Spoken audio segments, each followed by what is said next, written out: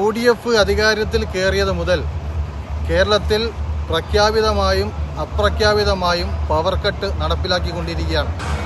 അതിനെതിരെ പ്രതിഷേധിച്ചുകൊണ്ടാണ് DYFI മുക്കം മേഖലാ committee ഈ മുക്കം ബസ് സ്റ്റാൻഡിലുള്ള യാത്രക്കാർക്കെല്ലാം മെഴുകുതിരി വിതരണം ചെയ്യുന്നത്.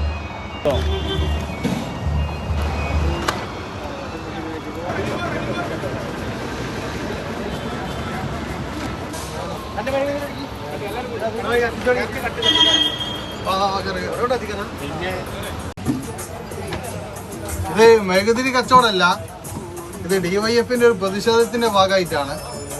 ഈ പവർ കട്ടിനെതിരെ മെഴുകുതിരി കൊടുത്ത് DYFI പ്രതിഷേധിക്കുകയാണ്.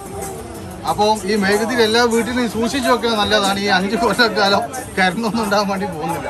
ഇതിന്റെ പ്രതിഷേധത്തിന്റെ ഭാഗമായിട്ട് വീട്ടിൽ സ്റ്റോക്ക് ചോളിട്ടോ.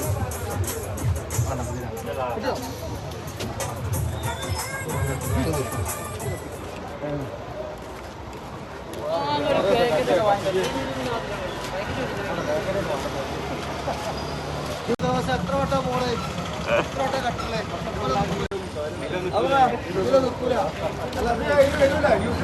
കട്ട് ചെയ്യോ?